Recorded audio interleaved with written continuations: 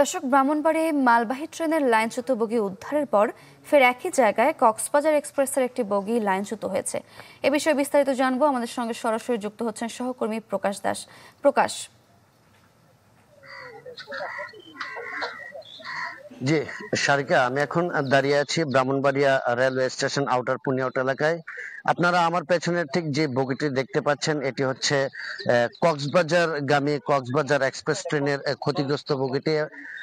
এবং আপনাকে জানিয়ে রাখি, আজ সকাল 6টা 10 মিনিটের পরে এই ঢাকা থেকে ছেড়ে আসা কক্সবাজারগামী এই ট্রেনের এই মাল খাবারের যে গাড়ি রয়েছে তার দুটি চাকার লাইনচ্যুত হয়েছিল। এবং এই ঘটনা ঘটার পর পরে কিন্তু উদ্ধারকারী টিম, যেহেতু গতকাল রাতে ঠিক একই জায়গায় একটি মালবাহী ট্রেনেও বগি লাইনচ্যুত হয়েছিল, সেটি উদ্ধার করার সাথে সাথে কিন্তু এই যে কক্সবাজারগামী যে ট্রেনটি রয়েছে সেটিতেও কিন্তু উদ্ধার কাজ চলে। এবং RICL TMX, যুগের পর যুগ স্থাপনা থাকে মজবুত। প্রথম দিকে কিন্তু কক্সবাজারগামী ট্রেনের যে মূল অংশটি রয়েছে সেটা কিন্তু কক্সবাজার ছেড়ে যায় এবং ক্ষতিগ্রস্ত বগিটিতে পরবর্তীতে উদ্ধার তৎপরতা চালানো হয়। এবং এখন থেকে প্রায় 5 মিনিট আগে উদ্ধারকারী দল যারা রয়েছেন তারা ক্ষতিগ্রস্ত বগিটির যে চাকাগুলো রয়েছে সেগুলোকে আবারও স্লিপারে উঠিয়ে নিয়ে উদ্ধার কাজ শেষ করেছেন।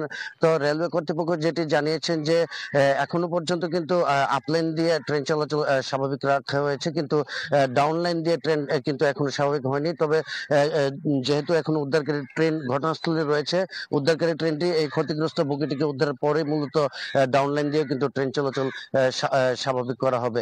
তো আপনাকে জানিয়ে রাখি, গতকাল রাতেও কিন্তু ঠিক এই পুনিয়াউট এলাকাতেই একটি মালবাহী ট্রেনের একটি বগি লাইনচ্যুত হয়েছিল এবং সেটি কিন্তু ডাউন লাইনের আপলাইন থেকে ডাউন লাইনের উপরে আছড়ে পড়ার কারণে ডাউন লাইন এবং আপলাইন দুই জায়গাতে কিন্তু আপনার ট্রেন চলাচল বন্ধ রয়েছিল। তবে সেটিকে প্রায় 7 ঘন্টার মতো উদ্ধার তৎপরতা চালিয়ে আজ সকাল প্রায় ভোরের 6টার দিকে কিন্তু স্বাভাবিক করা হয়েছিল। তারপরে কিন্তু মূলত এই ট্রেনটি দুর্ঘটনা ঘটে। তো এই ছিল আমার কাছে সর্বশেষ খবর। সারিকা। প্রকাশ, ধন্যবাদ আপনাকে।